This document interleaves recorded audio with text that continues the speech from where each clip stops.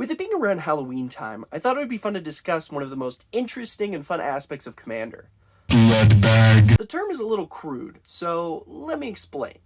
A blood bag is someone that you use as a resource in a game of Magic, specifically Commander.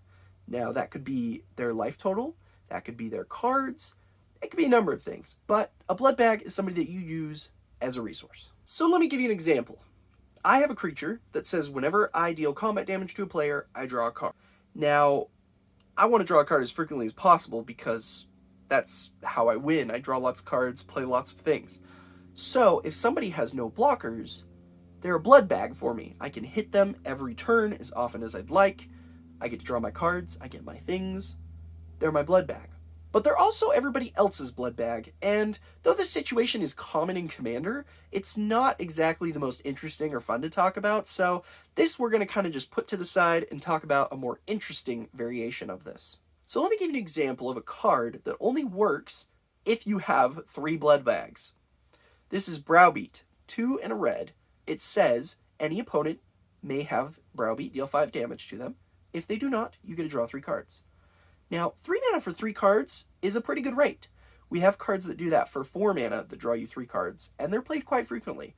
So if this card always drew you 3 cards, it would actually be a really good card. As it stands, it's not played very much, because there are 3 players, 3 opponents who have the option to choose to pay the 5 life. If you have an opponent at 40 life, or if they're playing a life gain deck, if they're at 60, 70, they're going to pay the 5, most likely, so that you don't draw those 3 cards. 3 cards could be a lot more damage than just the 1.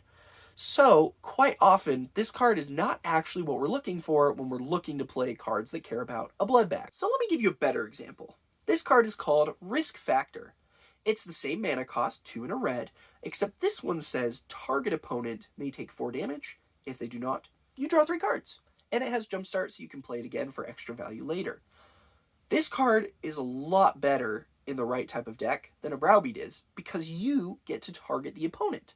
So when you choose that opponent, you can choose someone who you've either made your blood bag, or someone else has made their blood bag, or has just been struggling in a game of Magic, which happens all the time. So you can also cultivate this. You can cultivate someone being your blood bag, either by smacking them. Sometimes they were the archenemy early in the game, and now that they've been hurt, they've been knocked down a peg, maybe they're at half life, maybe they're less, they're much less likely to pay the 4 life to stop you from drawing the 3 cards, especially if it comes at their own risk of death. Another example of a great card in this category is Combustible Gearhulk. It's 4 red, and it says that when it enters, you either take the top 3 cards of your deck, put them in your grave, and they take damage equal to the amounts, or you get to draw 3 cards.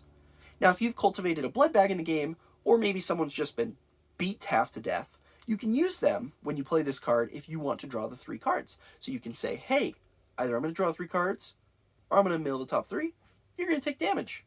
And if you put that in the right deck, most decks I put it in have high mana costs, so they could be taking 10, 15 damage off of just this 1 card, which, if you're at 20, you're just going to let them draw. Cultivating a blood bag and getting someone who will say yes to your requests is not as hard as you think. You can even do it with strangers, but it's especially potent with friends. I recently built an Athreos, God of the Dead deck. It is a 3 mana commander that says, whenever a creature you control dies, and you target an opponent, and if that opponent doesn't pay 3 life, you get the creature back to your hand. So this deck is the prime example of why you want to cultivate. I recently played a game with this where I picked the wrong person to be my blood bag. He took the damage every single time, every scenario. And it was hilarious. I think he took 20 or more damage from Athreos alone, just because he refused to say yes and give me the cards back. Which was funny, but it almost cost me the game, because I wasn't able to get any of my cards back, and I ran out of things to do. And I almost died, because I just didn't have anything.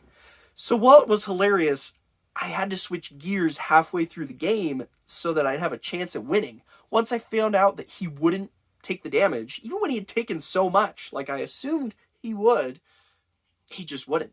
So I picked someone else, I was able to get my things back, and I won the game in the end. But this is a good example of why you have to be very careful with who you pick. Some people will never give you that value. Some people, they have their self-preservation lower than you getting ahead. So sometimes you can ask people, just straight up, this is a game after all, and oftentimes before the game starts, if I mention I'm playing Athreos, for example, someone will say, oh man, I'm never giving you anything back, or oh, that's awful, you can have all your stuff back, I'm not dealing with that. And there you go right there, you automatically know who's going to be your blood bag, who you can use as your resource, that other player. But regardless of what you end up doing and who you end up playing with, make sure that this Halloween season you're careful with who you pick as your blood bag.